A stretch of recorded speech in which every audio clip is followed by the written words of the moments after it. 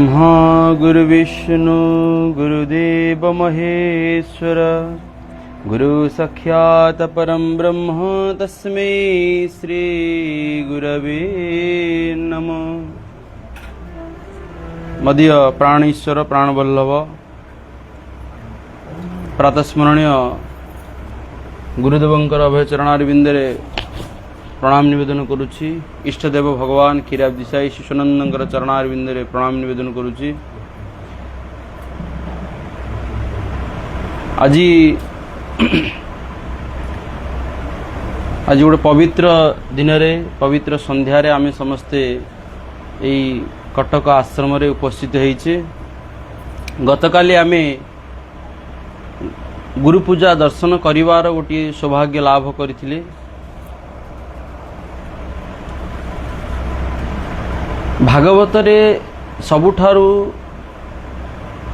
जेते प्रसंग रहिचंती सब प्रसंग भितरे कृष्णंकर कथा वर्णना होईची, किंतु तारि भितरे बलरामंकर कथा मध्य किछि कम नाही। आउ ए सेवक एथि पई बलरामंकर कथा आपण मानकु केई पद कहिबो। जेतेबेले महाभारत युद्ध होइतिला, युद्ध भितरे भगवान श्रीकृष्ण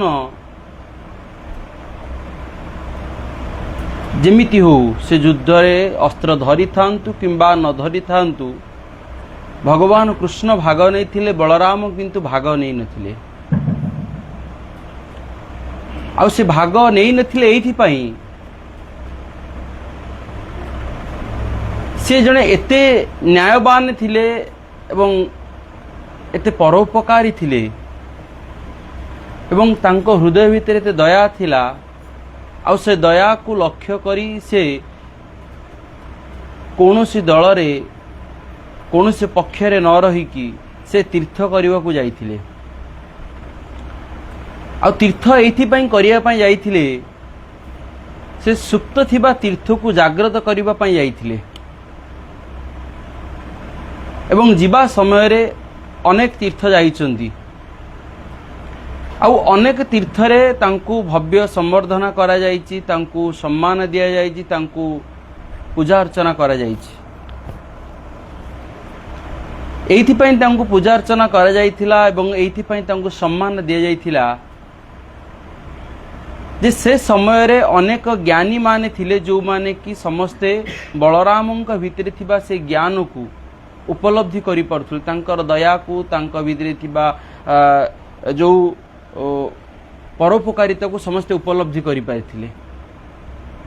किंतु जेतेबेले से नैमिषारण्य रे जाईकी पहुंचिले, सेठी 88,000 मुनि ऋषि माने एकत्रित होइकी बसिकी भागवत श्रवण करुथिले।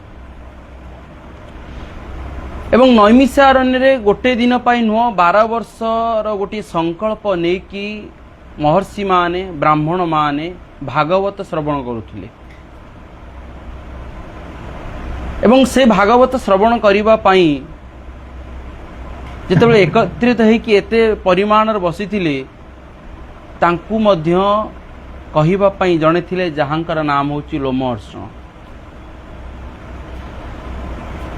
तांकर कथा जो भागवत कथा से आलोचना करुथिले से एभली थिला, एते आकर्षणीय थिला।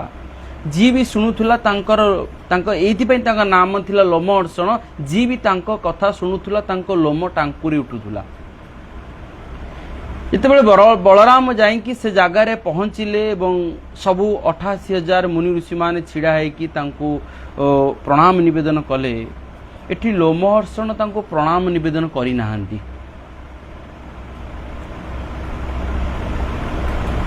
सेदिन भागवतर मध्य लेखा जाइचंती जो बलराम को नेकी लेखा जाइछि जे अनंत कोले बलराम अनंत कोले बनमाली नील जिमुत देह झड़ी। जे अनंतंक कोलरे बनमाली अछंती माने एठी अनंत भावरे वर्णना करिचंदी बलराम को एवं बनमाली भावरे भगवान कृष्ण को वर्णना करिचंदी। ଯେତେବେଳେ ଅକ୍ରୁର ଯାଇଥିଲେ ଗୋପପୁରକୁ, ଅକ୍ରୁର ଯେତେବେଳେ ଗୋପପୁରରେ ଆସିକି ସେ ଦେଖିଲେ ଯେ ମୁଁ ତ ଭଗବାନଙ୍କୁ ନେଇକି ଯାଉଛି, ମୁଁ ଟିକେ ସେ ଯମୁନା ନଦୀରେ ଟିକେ ସ୍ନାନ କରିଦିଏ। ଯମୁନା ନଦୀରେ ଯେତେଥର ସେ ସ୍ନାନ କରୁଛନ୍ତି, ବୁଡ଼ ପକାଉଛନ୍ତି, ସେ ଉପରେ ଯାହାଙ୍କୁ ଦେଖୁଛନ୍ତି, ସେ ଦେଖୁଛନ୍ତି ମାନେ ପାଣି ଭିତରେ ମଧ୍ୟ ସେ ଅନନ୍ତ ରୂପରେ ପ୍ରକାଶିତ ହେଇକି ଅଛନ୍ତି। ତ ଏଠି ମୁନି ଋଷିମାନେ ଜାଣିପାରିଲେ, କିନ୍ତୁ ଏଠି ମୁନି ଋଷିମାନେ ଜାଣିପାରିଲେ, କିନ୍ତୁ ଜାଣିପାରିଲେନି କେମିତି ଲୋମହର୍ଷଣ। ଆଉ ସେଇଥିପାଇଁ ସେଦିନ ବଳରାମ କ'ଣ କରିଥିଲେ ନା ଗୋଟେ କୁଶାଗ୍ରରେ ଗୋଟେ କୁଶ ଲଗେଇ ତାଙ୍କର ଜୀବନକୁ ହରଣ କରିଥିଲେ। ତ ବଳରାମ ଏତେ ବଡ଼ ଅପରାଧ କ'ଣ କରିପାରନ୍ତି ଯେଉଁଥିପାଇଁ କି ସେ ଲୋମହର୍ଷଣଙ୍କର ମୃତ୍ୟୁର ଦାୟୀ ହେଇପାରିବେ? କିନ୍ତୁ ଭାଗବତରେ ସେ କଥା ସେ ସୁନ୍ଦର ଭାବରେ କହୁଛନ୍ତି ଯେ ଏଥିପାଇଁ ତାଙ୍କର ଜୀବନକୁ ନେଇଥିଲେ। ଇଏ ଥିଲା ଗୋଟେ ସମାଜ ପାଇଁ ସେଇ ଶିକ୍ଷା, ଯିଏ ବ୍ୟାସ ଆସନରେ ବସିବ, ଯିଏ ଭଗବତ କଥା ଆଲୋଚନା କରିବ, ଯିଏ ନିଜକୁ ସାଧକ ବୋଲି କହିବ, ସେ ସାଧକ ଯେତେବେଳେ ମହାତ୍ମା ମାନଙ୍କୁ ନ ଜାଣିପାରେ, ଗୁରୁ ଗୋବିନ୍ଦଙ୍କୁ ଉଚିତ ସମ୍ମାନ ନ ଦେଇପାରେ, ସେତେବେଳେ ହିଁ ତାଙ୍କର ମୃତ୍ୟୁ ହେଇଯାଏ। ସେଠି ଭାଗବତରେ ସୁନ୍ଦର ଭାବରେ ସେଠି ଗୋଟେ ଆଲୋଚନା ହେଇଛି ଯେ ମୁନି ଋଷିମାନେ କହୁଛନ୍ତି ଯେ ଆପଣ ଯଦି ତାଙ୍କୁ ମାରିଦେଲେ ତାହେଲେ ଆମକୁ ଭାଗବତ କହିବ କିଏ, ଶୁଣେଇବ କିଏ? ବଳରାମ ସୁନ୍ଦର ଭାବରେ କହୁଛନ୍ତି ଯେ ମୁଁ ତାଙ୍କୁ ମାରି ନାହିଁ, ମୁଁ ତାଙ୍କଠାରୁ ଆକର୍ଷଣ କରିକି ତାଙ୍କ ଜ୍ଞାନକୁ ନେଇ ଆସିଛି ଏଇଥିପାଇଁ ଯେ ସେ ସାଧାରଣ ମଣିଷଟେ ଭୁଲ କଲେ ଚଳିବ, କିନ୍ତୁ ଯେତେବେଳେ ଜଣେ ଶାସ୍ତ୍ରଜ୍ଞ ସିଏ ଯେତେବେଳେ ଭୁଲ କରେ ତାହା ଗୋଟେ ମହାପାପରେ ପରିବର୍ତ୍ତନ ହୁଏ। ତେଣୁ ମୁଁ ତାଙ୍କ ପୁଅ ଯିଏ ସୁତଦେବ, ମୁଁ ତାଙ୍କୁ ହିଁ ସେ ଜ୍ଞାନର ଅଧିକାରୀ କରେଇବି।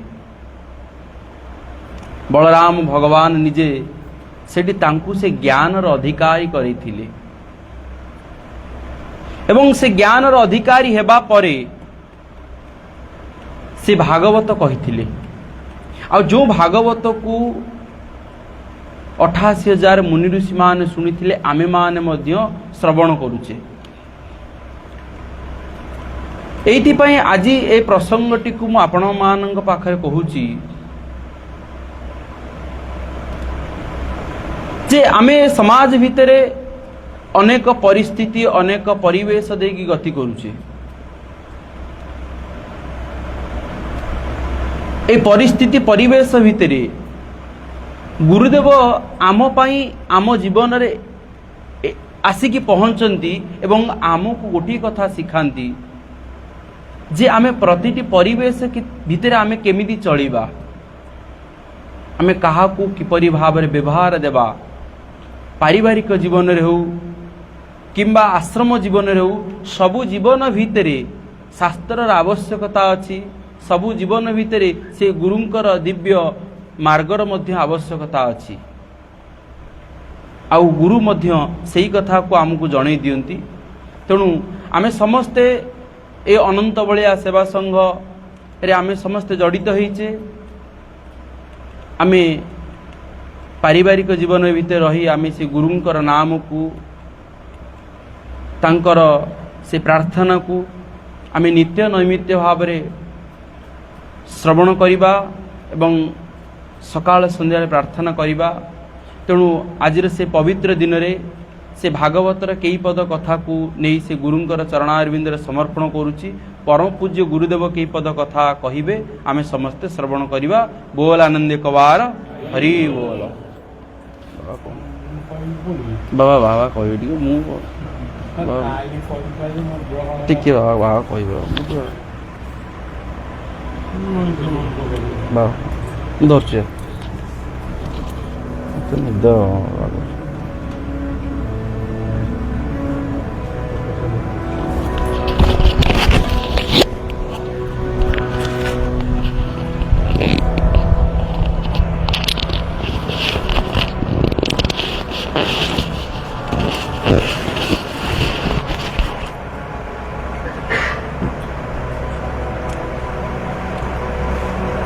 ଶିଶୁ ଅନନ୍ତଙ୍କୁ ପ୍ରଭୁ ବିଶ୍ୱବନ୍ଦ୍ୟ ଜଗନ୍ନାଥଙ୍କୁ ରଘୁନାଥଙ୍କୁ ମା କଟକଚଣ୍ଡୀଙ୍କୁ ଗଡ଼ଗଡ଼େଶ୍ୱରଙ୍କୁ ସମସ୍ତଙ୍କୁ ଗୋଟିଏ ରୂପରେ ପ୍ରଣାମ ନିବେଦନ କରୁଛି। ଏଠି ଯେଉଁମାନେ ବସିଛନ୍ତି ସଂଘର ଆଶ୍ରିତ ହୁଅନ୍ତୁ ବା ନ ହୁଅନ୍ତୁ, ଯେଉଁମାନେ ଏଠି ଅଛନ୍ତି, ଯେଉଁମାନେ ଏଠି ନାହାନ୍ତି, ସମସ୍ତଙ୍କ ଭିତରେ ଯେଉଁ ଅଜ୍ଞାନତା ରହିଛି ସେ ଅଜ୍ଞାନତା ଦୂରୀଭୂତ ହଉ, ସମସ୍ତେ ଜ୍ଞାନର ଆଲୋକ ପ୍ରାପ୍ତ ହୁଅନ୍ତୁ, ଏତିକି ବଳିଆ ପ୍ରାର୍ଥନା କରୁଛୁ। କଟକର ଏହି ସଂଘକୁ ମୁଁ ଆସିବା ପାଇଁ ମୋର ସବୁବେଳେ ଇଚ୍ଛା ଥାଏ, କାରଣ ମୋର ବାଲ୍ୟ ଜୀବନର କିଛି ଅଂଶ ଏଇ କଟକ ସହରରେ ଯାଇଛି। କଟକ ସହରରେ ପାଠ ବି ପଢ଼ିଛି, ଏଇ କଟକ ସହରରେ ଜନ୍ମ ମଧ୍ୟ ହେଇଛି। ତେଣୁ ମୋର କଟକ ପ୍ରତି ଗୋଟେ ସ୍ୱତନ୍ତ୍ର ଭଲ ପାଇବା ରହିଛି। ଭଲ ପାଇବା ଥିଲେ ବି ସିଏ ବହୁ କାର୍ଯ୍ୟକ୍ରମ ଭିତରେ ଲୋକମାନଙ୍କର ବିଭିନ୍ନ ସଧାର ନିମନ୍ତ୍ରଣକୁ ରକ୍ଷା କରି ମୁଁ ଅନେକ ସମୟରେ ସମୟ ପାଏନି, ଆସି ହୁଏନି, ଆସିବାକୁ ଇଚ୍ଛା ଥିଲେ ବି ହୁଏନି।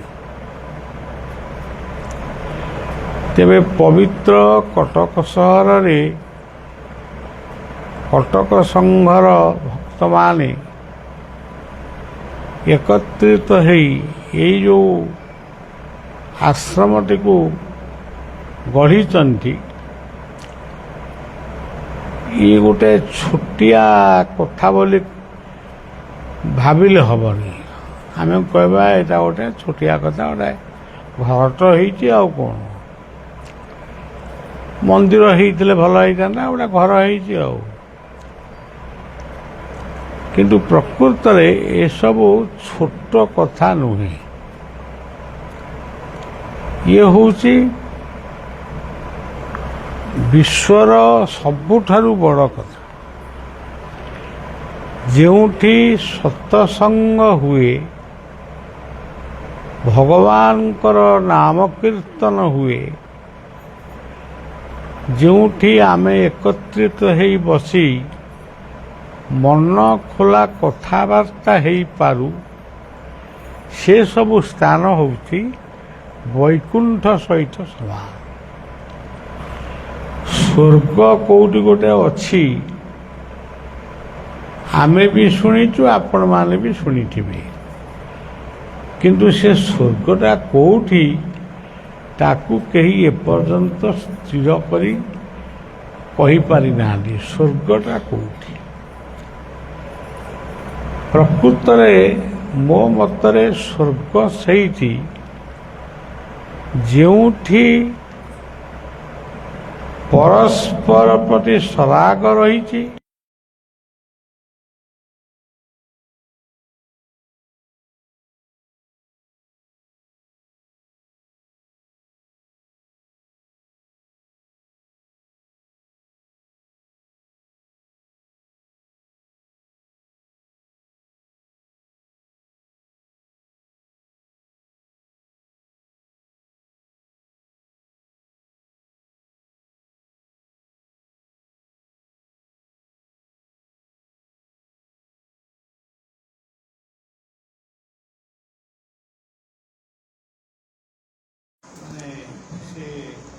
ଜୀବନରେ ସେ ଭୋଗ କରେ, ସ୍ୱର୍ଗ ବି ଭୋଗ କରେ, ନର୍କ ବି ଭୋଗ କରେ।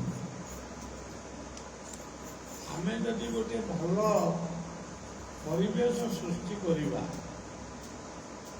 ସେଇ ଗୋଟେ ସ୍ୱର୍ଗ ପାଇବା। ଯେଉଁ ପରିବେଶରେ ପରସ୍ପର ପ୍ରତି ଭଲ ପାଇବା, ମାନେ ସବୁକିଛି ବାର୍ତ୍ତାଳାପ ବ୍ୟବହାର ଯେଉଁଠି ଆମେ ଠିକ୍ ଭାବରେ ପାଇବା, ସେ ହେଉଛି ସ୍ୱର୍ଗ। ଯେଉଁଠି ଶୃଙ୍ଖଳା ବିହୀନ ବା ଶୃଙ୍ଖଳା ନାହିଁ, ସଂଯମତା ନାହିଁ, ପରସ୍ପର ପ୍ରତି ଭଲ ପାଇବା ନାହିଁ, ସେ କେବେ ସ୍ୱର୍ଗ ହେବ ନାହିଁ, ସେ ସବୁବେଳେ ନର୍କ ହେଇକି।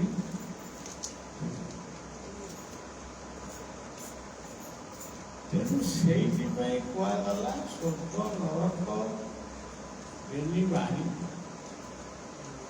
ମୁଁ ଏହା ଏକ ଧର୍ମେ ଯାଏ। ଆଉ ଗୋଟେ ପଦରେ କହିଲେ, ଯାହାର ସ୍ୱର୍ଗ ସୁଖ ନାହିଁ ନରକରେ ପଡ଼ିବ ବା କାହିଁ। ଯାହାର ସ୍ୱର୍ଗ ସୁଖ ବାଞ୍ଛା ସେ କରେ, ମୋର ସ୍ୱର୍ଗ ଦରକାର। ଯିଏ ଜୀବନରେ ସ୍ୱର୍ଗକୁ ଇଚ୍ଛା କଲେ, ମୁଁ କେମିତି ସ୍ୱର୍ଗକୁ ପାଇବି, ସେ ସ୍ୱର୍ଗ ତ ପାଏନି, ସେ ନର୍କକୁ। ଆପଣ ଜାଣିଥିବେ ଉପନିଷଦର ନଚିକେତାଙ୍କର କଥା। ନଚିକେତା ଆଶ୍ରମ ପ୍ରାଙ୍ଗଣରେ ବସି ଦେଖୁଛନ୍ତି, ତାଙ୍କ ବାପା ଗୋଟେ ବହୁତ ବଡ଼ ଯଜ୍ଞ କରିଛନ୍ତି ଏବଂ ସେ ଯଜ୍ଞରେ ସେ ବ୍ରାହ୍ମଣମାନଙ୍କୁ ଗୋ ଦାନ କରୁଛନ୍ତି। ଅନେକ ବ୍ରାହ୍ମଣମାନେ ଗୋଦାନ ପାଇକରି ବହୁତ ଖୁସି ହେଇ ଫେରୁଛନ୍ତି। ନଚିକେତା ବାପାଙ୍କର ଏଇ କାର୍ଯ୍ୟଟିକୁ ଦେଖି ସେ ମଧ୍ୟ ଖୁସି ହେଉଛନ୍ତି। ଶେଷକୁ ମାନେ ଗାଈ ବା ଗୋମାତା ଆଉ ସେ ଆଶ୍ରମରେ ରହିଲେନି, କେହି ଆଉ ନାହାନ୍ତି, କିନ୍ତୁ ନବା ପାଇଁ ଅନେକ ବ୍ରାହ୍ମଣମାନେ ବା ଗରିବ ପ୍ରଜାମାନେ ଆସନ୍ତି।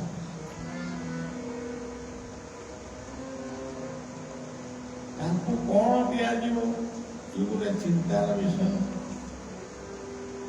ଶୂନ୍ୟ ହସ୍ତରେ ଫେରେଇ ଦେଲେ ମହାପାପ। ତେଣୁ ସେ ଏ ଯେଉଁ ରୁଗୁଣିଆ ଗାଈ, ବୁଢ଼ା ଗାଈ, ଯେଉଁମାନଙ୍କର ଆୟୁଷ ଗଲାଣି, ଏମିତିଆ ଗାଈ ଗୁଡ଼ିକୁ ସେ ବ୍ରାହ୍ମଣମାନଙ୍କୁ ଦାନ। ଏଇ କଥାଟା ନଚିକେତାଙ୍କୁ ବହୁତ ବାଧିଲା।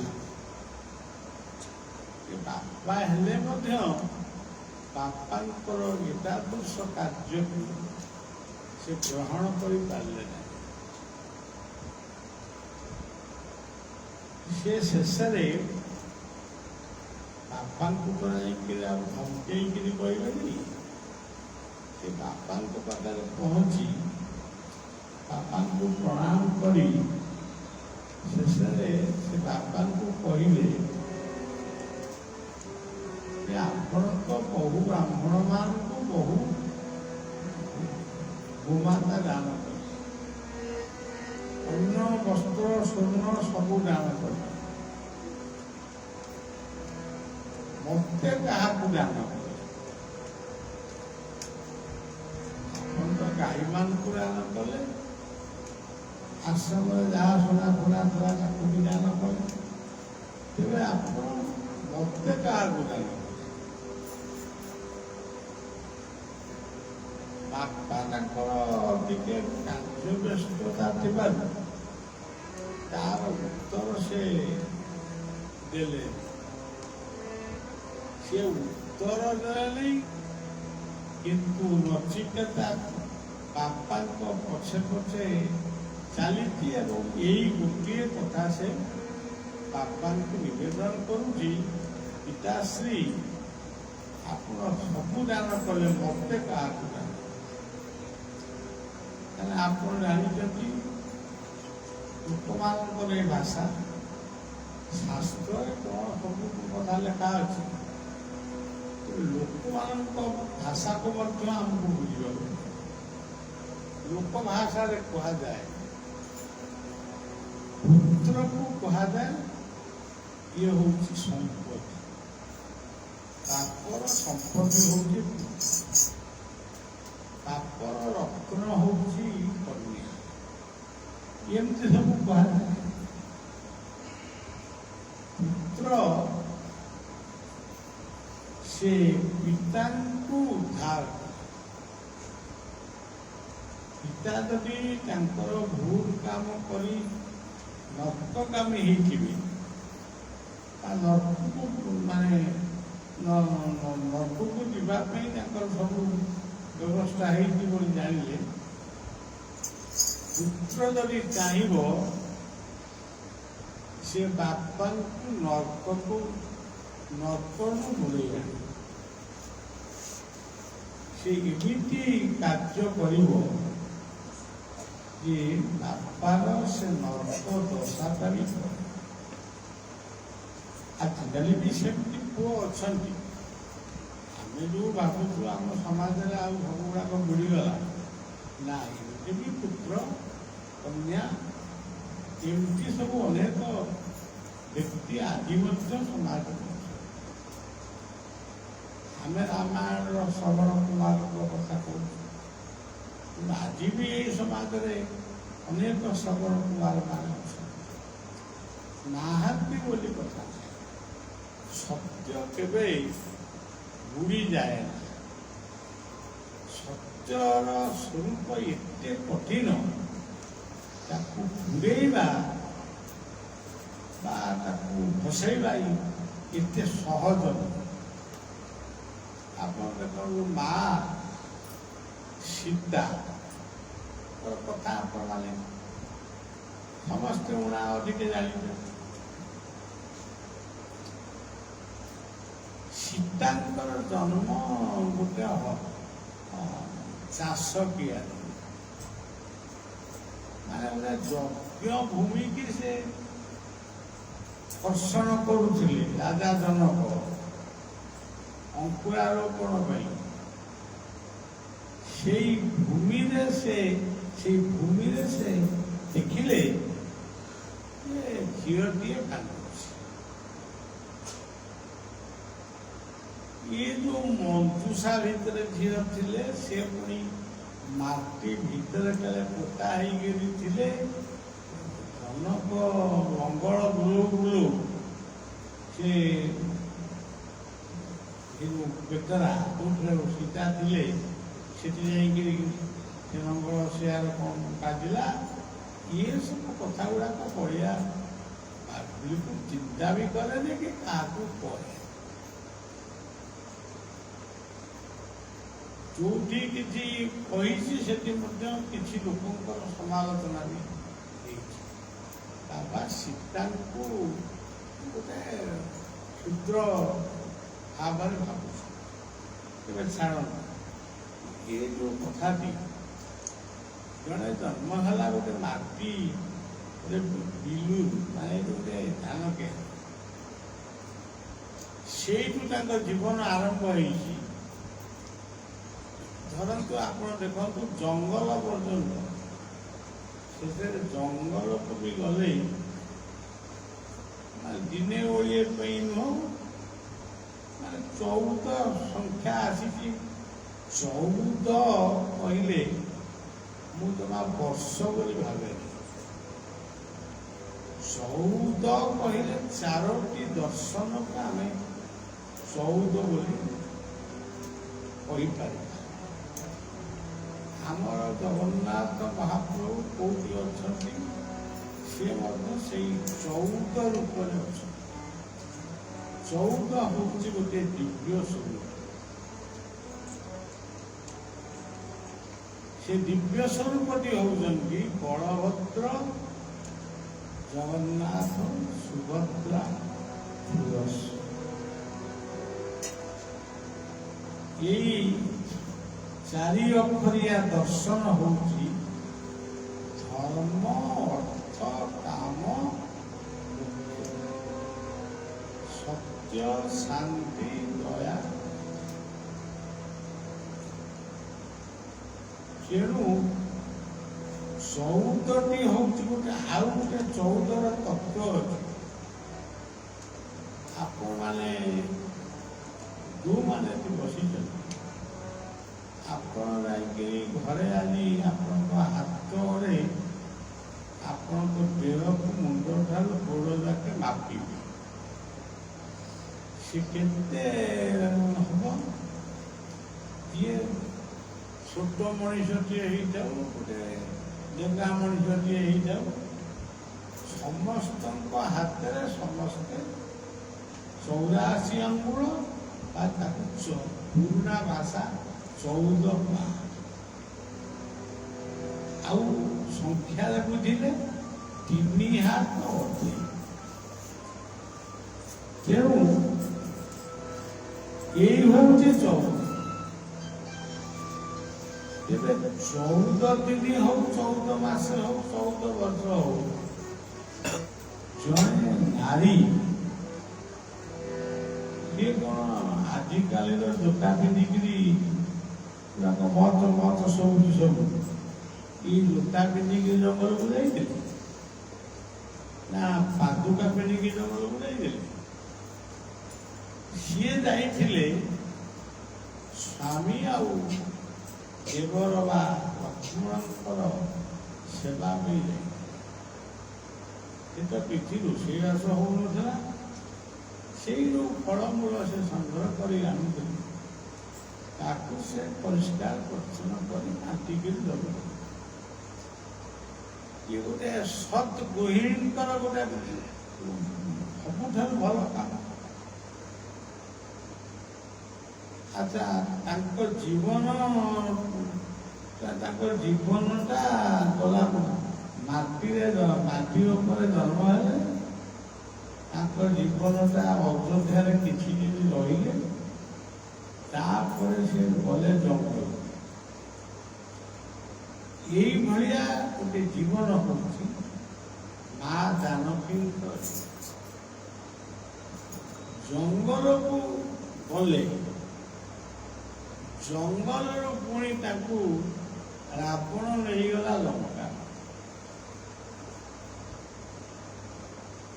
ସ୍ୱାମୀଙ୍କୁ ଛାଡ଼ି, ଲକ୍ଷ୍ମଣଙ୍କୁ ଛାଡ଼ି, ରାଜପ୍ରାସାଦକୁ ଛାଡ଼ି ସିଏ ବର୍ତ୍ତମାନ ଲଙ୍କାକୁ ଗଲେ। ଲଙ୍କାରେ ଯାଇକି କୋଉ କୋଠାବାଡ଼ି ଭିତରେ ରହିଲେ ତା ବି ନୁହଁ। ସେ ରହିଲେ କୋଉଠି? ସିଏ ଆଉ ଗୋଟେ କୃତ୍ରିମ ଜଙ୍ଗଲରେ ଅଶୋକ କାନନରେ ରହେ, ଯେଉଁଠି ଅଶୋକ ଗଛ ଗୁଡ଼ିକ ବହୁତ ଅଛି, ସେଇଠି ସୀତାଙ୍କୁ ରାବଣ। ସେ କଣ ଖାଉଥିଲେ, କଣ ତାଙ୍କୁ କିଏ ଖାଇବାକୁ ଦଉଥିଲା, ଏଗୁଡ଼ା କିଛି କୋଉଠି କାହିଁ ଦେଖା ହେଇନି। ସେଇ କଣ ଖାଉଥିଲେ କି କଣ? ଆଚ୍ଛା, ଏଇଟି ଜଣେ ଗୋଟେ ଜୀବନ। ଏଇ ଜୀବନରୁ ଆପଣ ଜାଣିବେ ସ୍ୱର୍ଗଟା କୋଉଠି, ନର୍କଟା। ସୀତା ସ୍ୱର୍ଗରେ ଥିଲେ ନା ସୀତା ନର୍କରେ ଥିଲେ? ପୁଣି ସେଇ ସୀତା 14 ବର୍ଷ ପରେ ତାକୁ ନେଇକି ଆସିଲେ। ଗୋଟେ ନାଟକ ଚାଲିଲା। ସେ ସେତୁ ବନ୍ଧଟା ବନ୍ଧା ହେଲା, ରାମେଶ୍ୱର ପ୍ରତିଷ୍ଠା ହେଲେ, କପିମାନେ ବହୁ ବକ୍ରଟାକୃତି କପିମାନେ ସେ ବନ୍ଧକୁ ବାନ୍ଧିଲେ, ଲଙ୍କାକୁ ଗଲେ, ଏମିତି ବିଭିନ୍ନ କଥା ସବୁ ହେଲା। ଶେଷରେ ତାଙ୍କୁ ଲଙ୍କାରୁ ଉଦ୍ଧାର କରି ଆଣିଲେ, ରାଜସିଂହାସନରେ ବସିଲେ। ମାତ୍ର କେଇଟା ଦିନ ଗୋଟେ ବହିଛନ୍ତି, 10-15 ଦିନ କି 8 ଦିନ ବହି। ତାପରେ କ'ଣ ହେଲା? ତାପରେ ରଜକରଦକାରୀଙ୍କର କଜିଆକୁ ରାମ ଶୁଣି, ରାମ ଜଣେ ଅବତାର ପୁରୁଷ, ଏଇ ଗୋଟେ ଛୋଟିଆ କଥାକୁ ଶୁଣିବେ। ତେଣୁ ଇଏ ଛୋଟିଆ କଥାଟାକୁ ଶୁଣି ନିଜର ସହଧର୍ମିଣୀକୁ ସେ ନିର୍ବାସିତ ଦଣ୍ଡରେ ଦଣ୍ଡିତ। ପ୍ରକୃତରେ ବିଚାର କଲେ ସେ ଜମା ନିର୍ବାସିତ କରିନାହାନ୍ତି, କିନ୍ତୁ ଆମେ ତାକୁ ଯଦି ପଢ଼ିବା ଆମେ ଜାଣିବା ଏଇଟା ନିର୍ବାସିତ।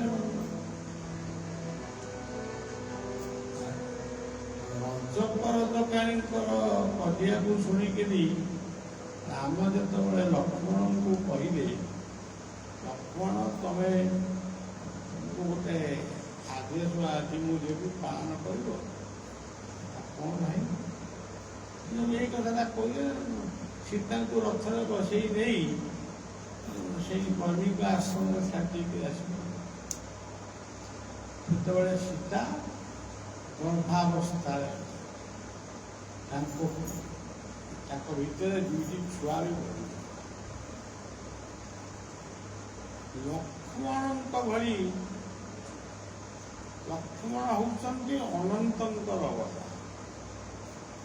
ଇଏ ଅନନ୍ତଙ୍କ ମୁଣ୍ଡ ବିଗିଡ଼ିଗଲା। କି କହିଲେ, କ'ଣ ଭାଇ କହୁଛନ୍ତି ଆପଣ? ଘରୋଇ କଥା ଖାଲି ସବୁବେଳେ ଆମ ସାହିତ୍ୟ ସଂସ୍କୃତ ଭିତରେ ଅଛି। ଘରୋଇ କଥା ଦେଖନ୍ତୁ, ଲକ୍ଷ୍ମଣ ଭାଇକି କହୁଛନ୍ତି, ଭାଇ ଯାହାଙ୍କ ପାଇଁ ଲଙ୍କା ଧ୍ୱଂସ ହେଲା, ରାବଣ ମଲା, ସେତୁବନ୍ଧ ହେଲା, ଏତେ କଥା ହେଇଗଲା, ବାପା ବି ଆମକୁ ବନକୁ ପଠେଇ ସେ ମଧ୍ୟ ପ୍ରାଣ ତ୍ୟାଗ କଲେ, ମାମାନେ ବୈଧବ୍ୟ ଯନ୍ତ୍ରଣାରେ କଷ୍ଟ ପାଇଲେ। ଆଜି ଆପଣ କହୁଛନ୍ତି ଯେ ସେଇ ସୀତାଙ୍କୁ ଭାଉଜଙ୍କୁ ନେଇ ଜଙ୍ଗଲରେ ମୁଁ ଛାଡ଼ିବି, ମୁଁ ଏ କଥା କରିପାରିବିନି। ମୋର ଏ କଥା ମୁଁ ଭାବିପାରୁନି, କାହିଁକି ଆପଣଙ୍କ ମନରେ ଏତେ ବଡ଼ କଷ୍ଟ ସୃଷ୍ଟି ହେଇଛି। କିନ୍ତୁ ରାମଙ୍କର ଆଦେଶ ସେ ଏଭଳି ଭାବରେ ଗ୍ରହଣ କଲେ, କ'ଣ କହିଥିବେ, ବୁଝେଇଥିବେ କି ଚଟକଣା ମାରିଥିବେ କି ସେଟା ଆଜିକାଲି ଭାଇ ନୁହେଁ, ଇଏ ଭାଇକି ତାକୁ ଚଟକଣା ମାରିଲେ ସିଏ ତାକୁ ଛୁରୀରେ ଆଣିକି ନିପେଲ। କ'ଣ ଭାଇ ଭାଇ ବୁଝାବୁଝି ହେଲେ ରଥରେ ବସେଇକିରି ସେ ନେଇକିରି ଗଲେ। କିନ୍ତୁ ଯାଉଛନ୍ତି ଲକ୍ଷ୍ମଣ, ଅନନ୍ତ ରୂପୀ ଲକ୍ଷ୍ମଣ। ଏଠି ଯେମିତି ବର୍ତ୍ତମାନ ଗୋପାଳ କହୁଥିଲେ ଯେ ବଳରାମ, ଆଜି ସମସ୍ତେ କୃଷ୍ଣଙ୍କ କଥାରେ ବହୁତ ଗୋଟେ ଯୋଉ ତାହାକୁ ପଚାରିବ କୃଷ୍ଣଙ୍କ କଥା ସେ ବହୁତ ଗଭୀର, କିନ୍ତୁ ବଳରାମଙ୍କ କଥାରେ କହିଲେ ପାଟି ପାଟ। କିନ୍ତୁ ବଳରାମ ହେଉଛନ୍ତି ଅନନ୍ତ। କୃଷ୍ଣ ଯେତେ ଲୀଳା କରିଛନ୍ତି, ବଳରାମଙ୍କ ବିନା ସେ କୌଣସି ଲୀଳା କରିନାହାନ୍ତି। କି ବଡ଼ ଭାଇ ବଳରାମଙ୍କୁ ନ ପଚାରି ତାଙ୍କ ମନମୁଖୀ ମଧ୍ୟ କୌଣସି ଲୀଳା କରିଥିଲେ। ଏଭଳିକି ମହାଭାରତ ଯୁଦ୍ଧ କଥା। ସେମିତି ଲକ୍ଷ୍ମଣ ଆଜି ଜାନକୀଙ୍କୁ ନେଇକିରି ଯାଉଛନ୍ତି ଜଙ୍ଗଲ ଯାକ। ଜଙ୍ଗଲରେ ଯାଉଛନ୍ତି ସେ କ'ଣ ଭାବୁଥିବେ ଏଇଟାକୁ ଆପଣମାନେ ମନେ ମନେ ସବୁ ସ୍ଥିର କଲେ କ'ଣ ସେ ଭାବୁଥିବେ। ମୁଁ ଭାଉଜଙ୍କୁ ଆଜି ଜଙ୍ଗଲରେ ଛାଡ଼ିବି, ପୁଣି ଜଙ୍ଗଲରେ ଛାଡ଼ିବି ବଲ୍ମୀକ ଆଶ୍ରମ ପାଖରେ। ତାମାନେ ଆଗରୁ କଥା ହେଇଛି ରାମ ବଲ୍ମୀକି, ଆଗରୁ କଥା ହେଇଯାଇଛି ବଲ୍ମୀକଙ୍କୁ ରାମ ଡାକିଛନ୍ତି, ବଲ୍ମୀକ ଆସିଛନ୍ତି, ବଲ୍ମୀକଙ୍କୁ ସବୁ କଥା କହିଛନ୍ତି। ଯେଉଁ ରାଜ୍ୟ ପାଇଁ ମୁଁ ଅଯୋଧ୍ୟାକୁ ଛାଡ଼ିଲି, ପିତାଙ୍କୁ ହରେଇଲି, ସେଇ ଅଯୋଧ୍ୟାର ପ୍ରଜାମାନେ ଯଦି ଆଜି ଅସନ୍ତୁଷ୍ଟ ବା ସୀତାଙ୍କୁ ଉଦ୍ଧାର କରି ଆଣିବା ପରେ ସେମାନେ ଯଦି ଏ କଥାକୁ ଠିକ୍ ଭାବରେ ଗ୍ରହଣ କରିପାରୁନାହାନ୍ତି, ସେମାନଙ୍କର ଖୁସି ପାଇଁ ମୁଁ ସୀତାଙ୍କୁ ଆପଣଙ୍କ ଆଶ୍ରମ ପାଖରେ ବଲ୍ମୀକ କହିଲେ, ପ୍ରଭୁ ମୁଁ ରାମାୟଣ ଲେଖୁଥିଲି, ରାମାୟଣ ମୁଁ ଲେଖୁଥିଲି, ସବୁ କାଣ୍ଡ ସଇଲା। ରାମାୟଣରେ ସବୁ କାଣ୍ଡ ବୋଲି କୁହାଯାଏ। ଆଉ ଗୋଟାଏ କାଣ୍ଡ ଅଛି ଲଙ୍କା କାଣ୍ଡ। ଇଏ ଲଙ୍କା କାଣ୍ଡଟି ମୁଁ ଆଉ ଲେଖିବି କାହିଁ ଲେଖିପାରୁନା, ମୁଁ ଆଉ ଲଙ୍କାରେ ସୀତା ରହିଲେ ରାବଣ ତାକୁ କେମିତି ବ୍ୟବହାର କ'ଣ କଲା ସେ କଥା ମୁଁ କେମିତି କ'ଣ ତାକୁ ସଂଗ୍ରହ କଲି। ବର୍ତ୍ତମାନ ତ ଲଙ୍କାରେ ଆଉ ରାବଣ ନାହାନ୍ତି କି ରାବଣର ଲୋକ ବି କେହି ନାହାନ୍ତି, ତେଣୁ ମୁଁ ତାକୁ ବର୍ଣ୍ଣନା କରିପାରୁନି। ରାମ କହିଲେ ସୀତା ଯିବେ ତମ ଆଶ୍ରମରେ ରହିବେ, ତମେ ତାଙ୍କୁ ଯାହା ପଚାରିବ ସେ ସବୁ କଥା ଗୋଟି ଗୋଟି କରି କହିଦେବେ। ସେ ସତ୍ୟର ପ୍ରତୀକ, ସିଏ ହଉଛନ୍ତି ସତୀ ସ୍ୱାଧୀ ନାରୀ, ପତିବ୍ରତା ନାରୀ, ଯାହା ସୌନ୍ଦର୍ଯ୍ୟ ଗୁଣନିତା ସେ ହଉଛନ୍ତି ସତ୍ୟ, ଯାହା ସୌନ୍ଦର୍ଯ୍ୟ ପତିରତା ଗୁଣନିତା ସା କାମିନୀ କାମୀ।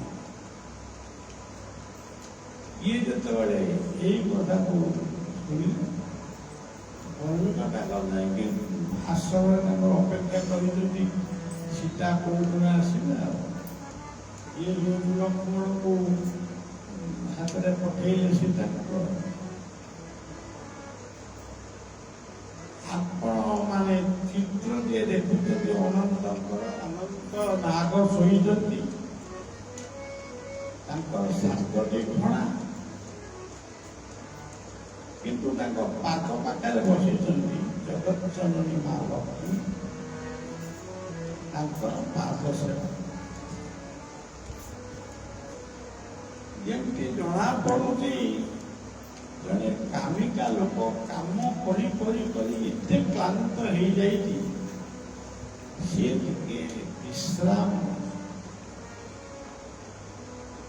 ସେଇ ବିଶ୍ରାମ କକ୍ଷରେ ଲକ୍ଷ୍ମୀ ତାଙ୍କୁ ସେବା ଦଉଛନ୍ତି। ସରସ୍ୱତୀ ବୀଣା ବାଦନ କରି ସଙ୍ଗୀତ ସ୍ଥାନରେ ପ୍ରଭୁଙ୍କୁ ଖୁସି ଦଉଛନ୍ତି। ଆପଣ ମାନେ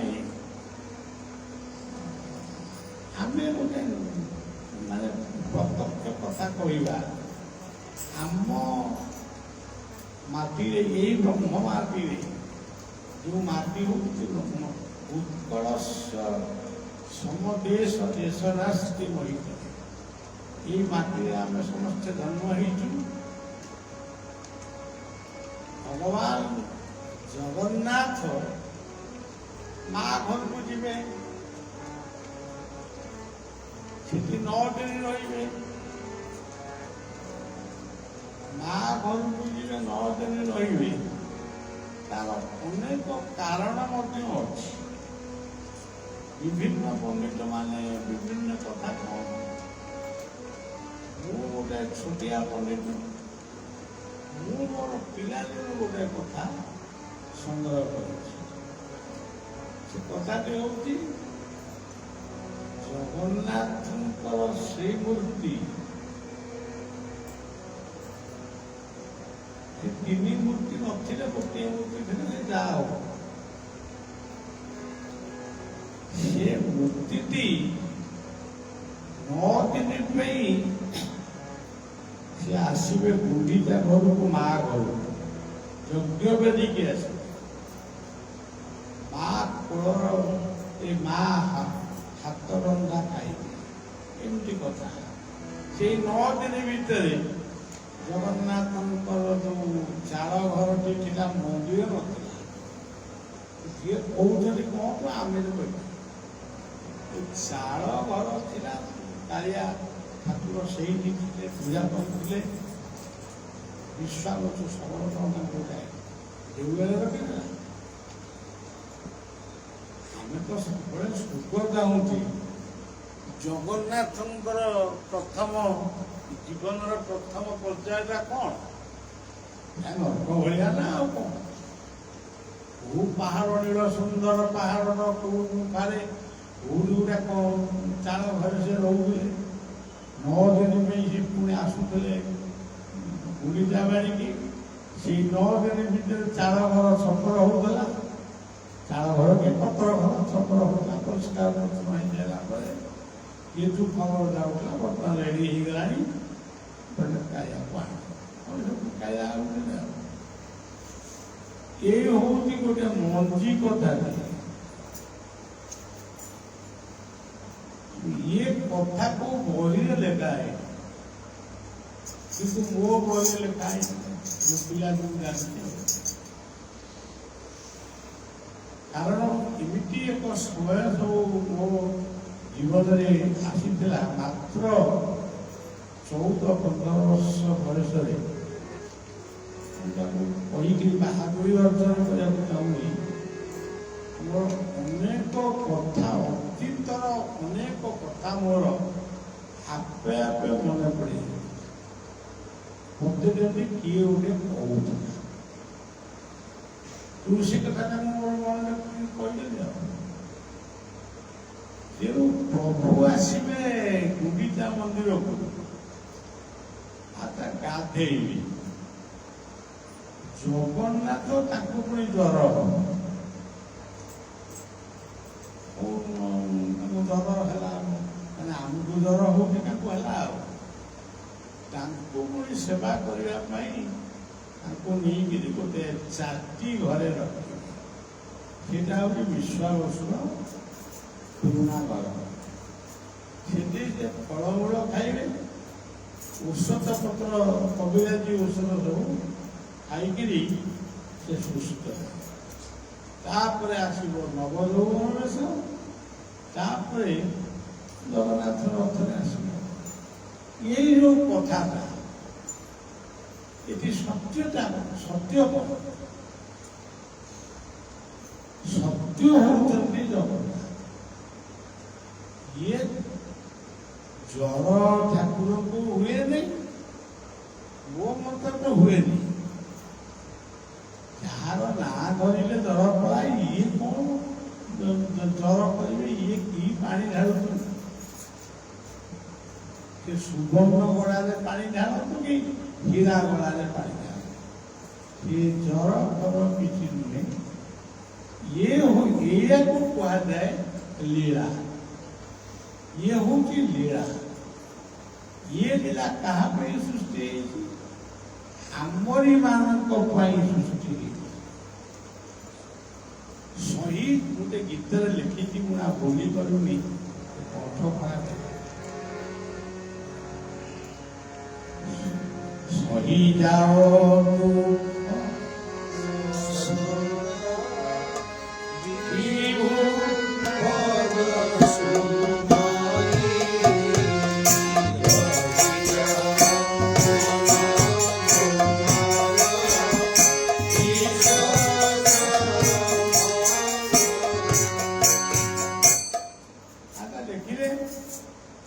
ବିନା ଦୁଃଖରେ କିଏ ସୁଖ ପାଇଛି? ବିନା ନର୍କରୁ କିଏ ସ୍ୱର୍ଗ ପାଇଛି? ମାତୃଗର୍ଭରେ ପିଲାଟିଏ ଥିଲା, ବଢୁଥିଲା, ତାକୁ ଯେତେବେଳେ ଆମରି ବାବାଜୀ ଗୋଷ୍ଠୀ କହିଛନ୍ତି, ମୋ ଭଳିଆ ପ୍ରକୃତ ବାବା ସେମାନେ କହିଛନ୍ତି, ମା ପେଟରେ ଛୁଆ କାଳେ ଅଜବା ମନ୍ତ୍ର ଜପ କଲା। ମୁଁ ତ କୋଉ ମାର ଗର୍ଭଣୀ ମାର ନାହି ମୁଣ୍ଡରେ କାନ ଦେଇ ଶୁଣିନି, ମୁଁ କାହିଁକି ସେ କଥା ବିଶ୍ୱାସ କରିବି? ମୋର ମହାପୁରୁଷଙ୍କର କଥା ପ୍ରଥମ ମାସେ ତୁଟେ ହେତୁ ଧବଳ ବର୍ଣ୍ଣ ଦ୍ୱିତୀୟ ମାସେ ତୁଟେ ଜଳେ ଦେଶ ମିନ ତୃତୀୟ ମାସେ ତୋର ଶୂନ୍ୟ ମେଲିଲା ନାଳ ଚତୁର୍ଥ ଅସ୍ଥି ଖଞ୍ଜାପ ହୋଇ। ଆଉ ଏଗୁଡ଼ାକ ଆମେ ଶିଖିଛୁ। ଅଜପା ମନ୍ତ୍ର କିଏ ଜପୁଛ? ସେ ମାତୃଗର୍ଭ ତିଆରି ହଉନାହାନ୍ତି ଅଜପା ମନ୍ତ୍ର ଜପୁଥିଲା। ତାହେଲେ ସେଇ ଅନ୍ଧାର ଘର ଭିତରୁ ସେ ଯେଉଁଦିନ ମର୍ତ୍ତ୍ୟରେ ପଡ଼ିଲା ସେଇଦିନ ସେ ସ୍ୱର୍ଗକୁ ଲାଭ କଲା। ସ୍ୱର୍ଗକୁ ବି ଦେଖିଲା ତ, ସ୍ୱର୍ଗର ଅମୃତକୁ ପାନ କଲା ଯେତେବେଳେ ସେ ମାତୃ ସ୍ତନରୁ କ୍ଷୀର ଖାଇଲା। ତେଣୁ ଏଇ ହଉଛି ମୃତ୍ୟୁର୍ମାନ ଅମୃତ ଅମର୍ଷମାନ। ତେଣୁ କଥା ବହୁତ ବଢି ଯାଉଛି। ତେଣୁ କଣ କରିବି? ଛୁଆ ଆଉ ବିଚାରି ମୋର କହିଦେଇଥିଲେ ମୋ ସମସ୍ୟା ଦୁନିଆ କଥା। ତେଣୁ କୋଉଠି ଦୁଃଖ କେତେବେଳେ ଆମକୁ ଦୁଃଖଟା କାହାକୁ ଆମେ ଦୁଃଖ ବୋଲି କହିବା? ଦୁଃଖ ବିହୀନ ମଣିଷଟା କୋଉଠି ଅଛି? ସେ ଜାଗାଟା କୋଉଠି? କାଲି ଜଣେ ଆମରି ପିଲା କଥା ପ୍ରସଙ୍ଗରେ ଆମର ହସ ଖୁସିରେ କଥା ହଉ ସେ ଜଣଙ୍କ କଥା କହିଲେ। ସେ କଥାଟି କଣ? ସିଏ ଚାଲିଯିବା ଦିନ ଠାରୁ ମୋର ଆଉ ମୁଣ୍ଡ କାମ ମାନେ ବଡ ପ୍ରବଳତା ସେଇ କଥାଟା। ତେଣୁ ସଜ୍ଜନ ପ୍ରକୃତ ସେ ସବୁ ହଉଛି ମଣିଷର ଗୋଟେ ଭାବ। କିଏ ବଞ୍ଚିବ? କିଏ ଦୁନିଆରେ ବଞ୍ଚିକିରି ଅଛି? ଇଏ ଲେଖା ହେଇଛି ଭୀଷ୍ମ କାଳେ ବଞ୍ଚିଛନ୍ତି, ବିଭୀଷଣ ବଞ୍ଚିଛନ୍ତି, ହନୁମାନ ବଞ୍ଚିଛନ୍ତି, ବଳି ବଞ୍ଚିଛନ୍ତି। ସେ କୋଉଠି ବଞ୍ଚିଛନ୍ତି? ମୁଁ ତ ଏପର୍ଯ୍ୟନ୍ତ ବୁଲିକି ଯାଇନି କୋଉଠି। ତାର ଅର୍ଥଟାକୁ ବୁଝିବାକୁ ଗଲେ ଗୋଟେ ଘଣ୍ଟା ସମୟ ଲାଗିବ। କିନ୍ତୁ ବହୁତ ବଢିଆ କଥା। ତାକୁ ଯୋଉମାନେ ଆମଖିଆରୀ ଭଳି କହୁଛନ୍ତି,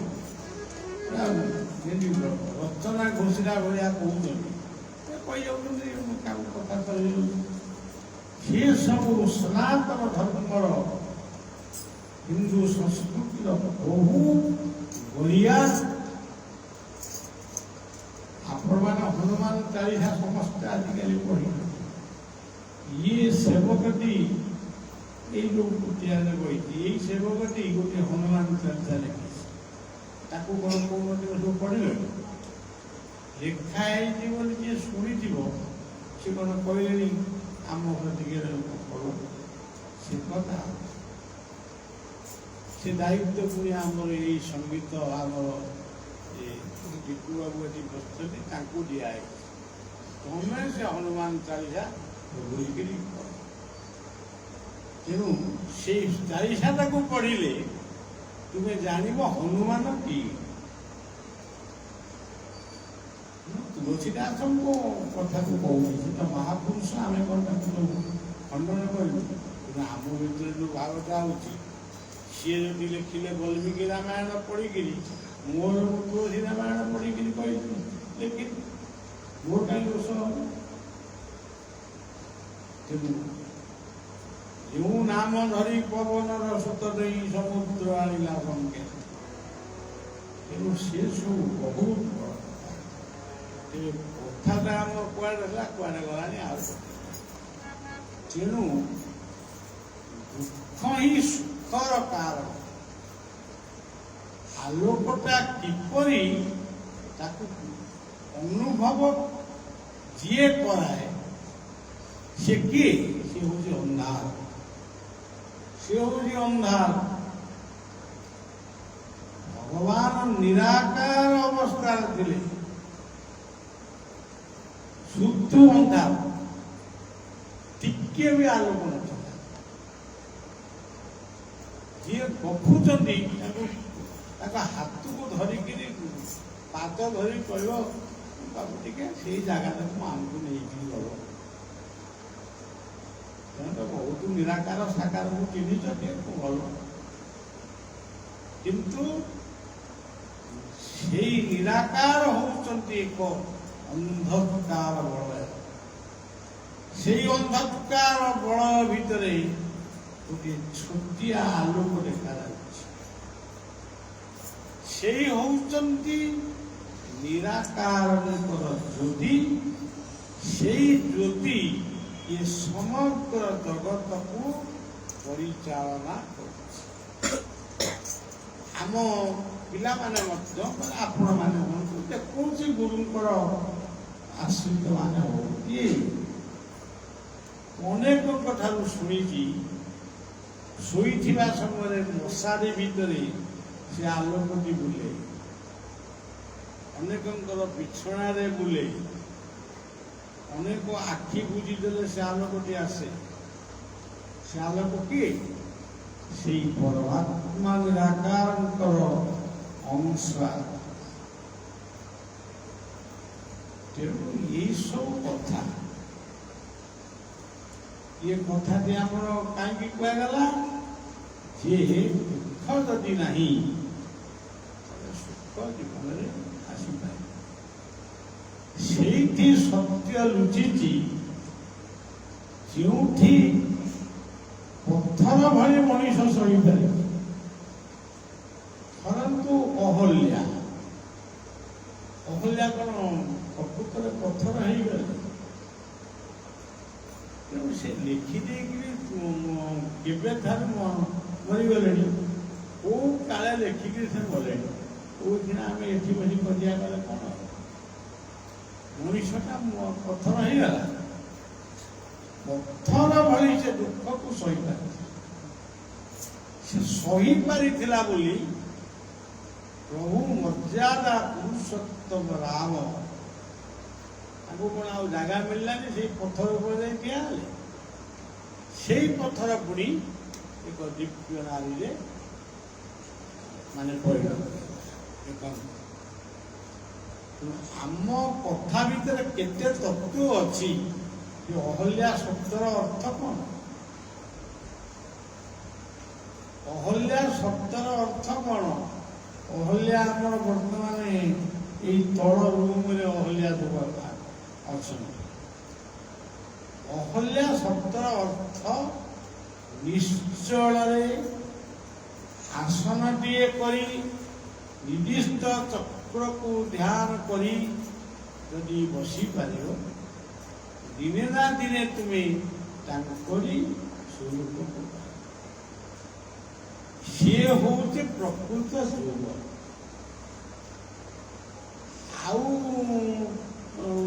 ଆଉ କ'ଣ ଲୋକ ଥିବ ସେ ତ ଅଲଗା କଥା। ତେବେ ଏଇ ହଉଛି ନମସ୍ତେ ନମସ୍ତେ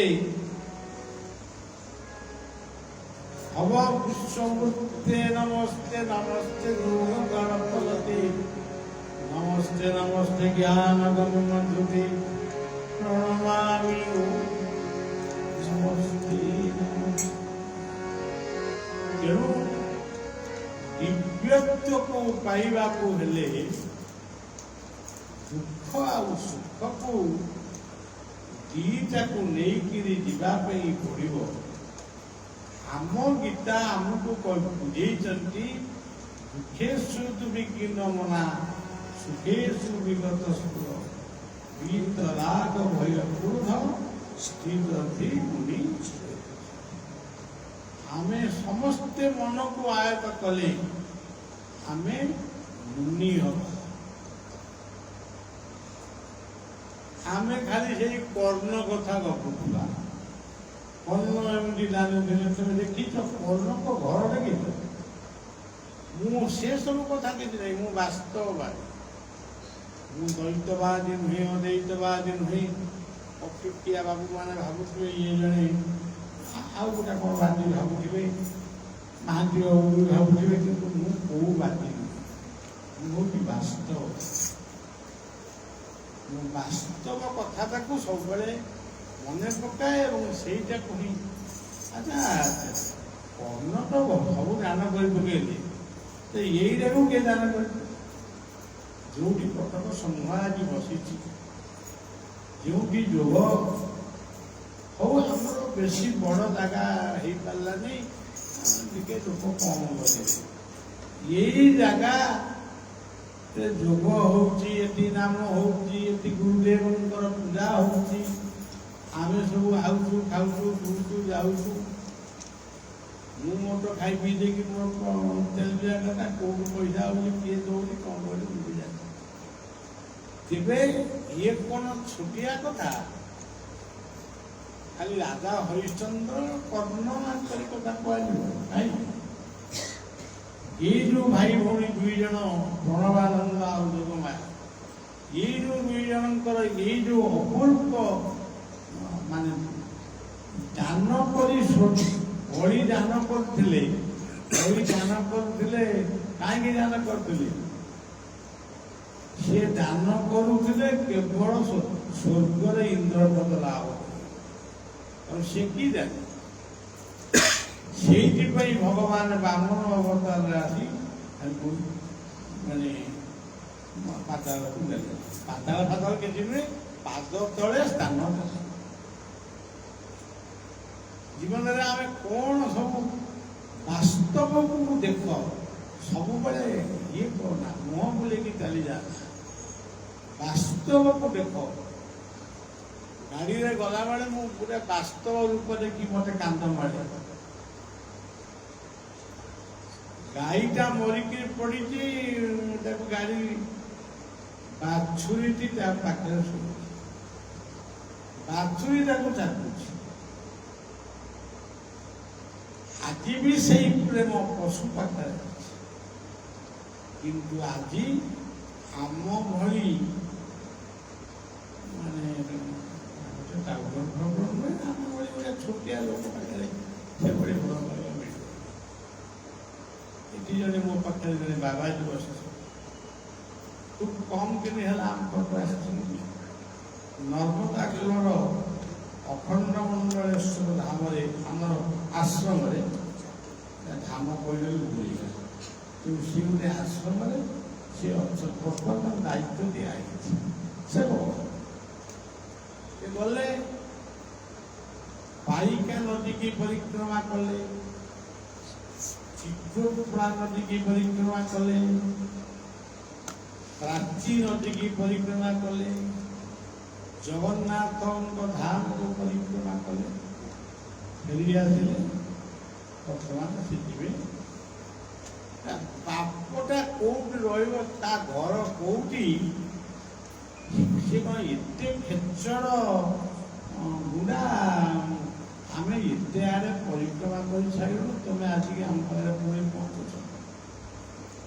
ତେଣୁ ମନ ଜାଣି ପାପ ପାପ ଭିତରେ ଯୋଉ ଶବ୍ଦଟି ଦିନେ ବୁଝୁଣା, ପାଦ ପଦ୍ମ।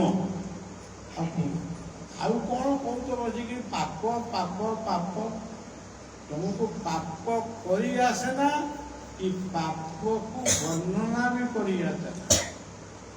ଗୀତଟିଏ ଭଳିଆ ଲେଖିନି, କ'ଣ ଲେଖିକି ବୋଲୁ ନା, ପାଦ ପଦ୍ମେ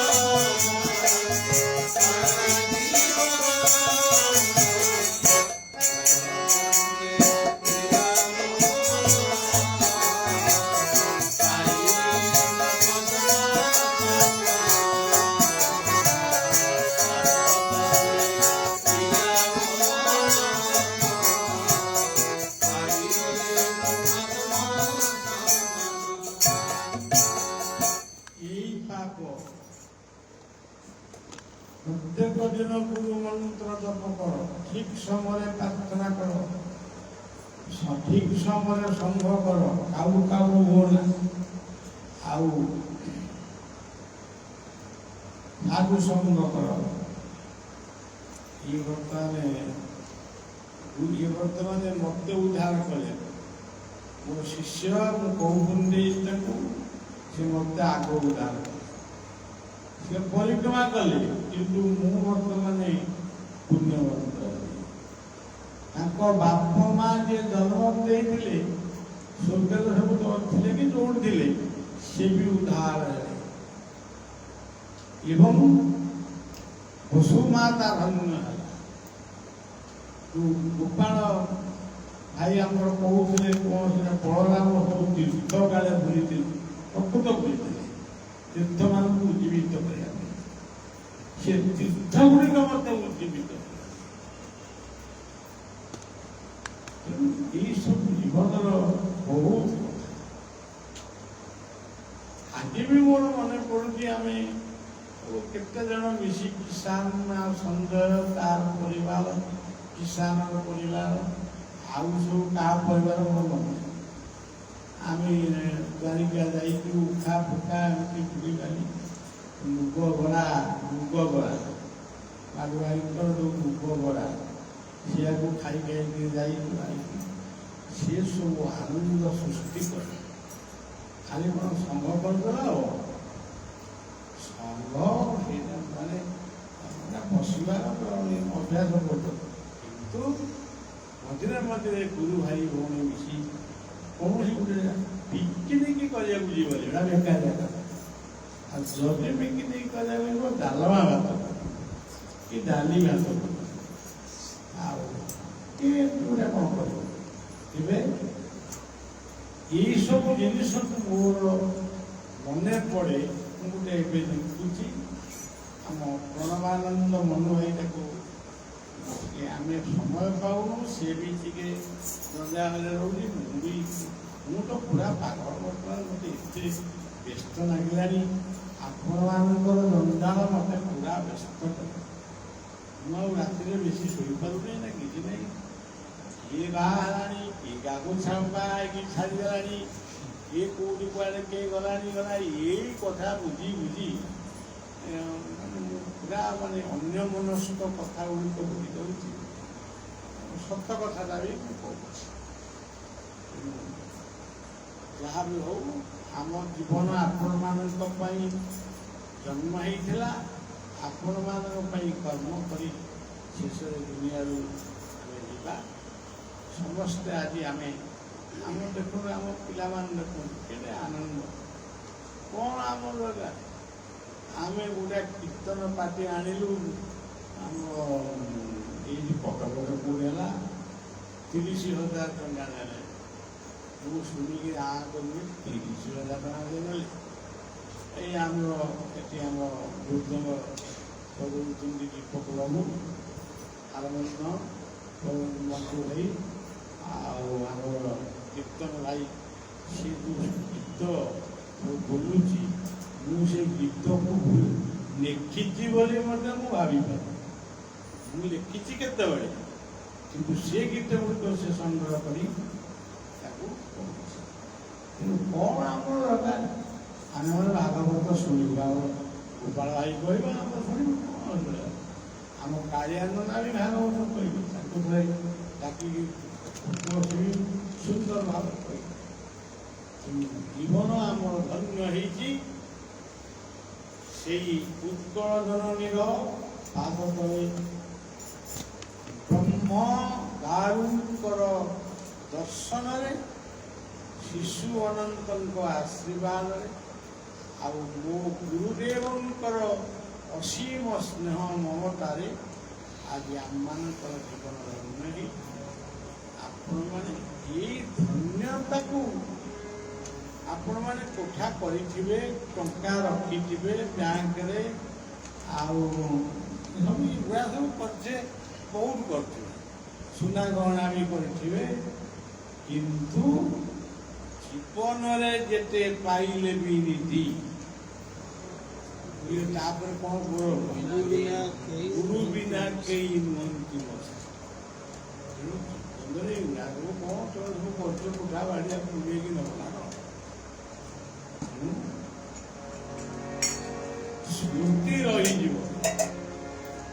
ତେବେ ଦୁଃଖରେ ସୁଖରେ ଗୁରୁଙ୍କୁ, ଗୁରୁ ମନ୍ତ୍ରକୁ, ଇଷ୍ଟ ମନ୍ତ୍ରକୁ ଭୁଲିବେ ନାହିଁ। କଥାଟି ଏଇଠି ରଖିଲେ ମୁଁ ଭାରି କହିପାରୁନି, ଆଉ ସତରେ ବି କହିପାରୁନି। କାଲି ଜମା କହିପାରୁନଥିଲି, ହେରି ଘର ମାନେ ମାନେ ଜବରଦସ୍ତି ବସେଇଲି। ମୁଁ କହିଲି ମୁଁ ଏଇଠି ବସିବି, ମୋତେ ସବୁ ଭୁଲିଗଲେ ଆମ ଖଣ୍ଡ ଯାକ ସେଇଠି ବସିବି। ମଣ୍ଟୁ ଭାଇ ତ ବେଶୀ ବୁଝେ ନା, ତେଣୁ ମୋର କଥା ଟିକେ କହିପାରୁନି।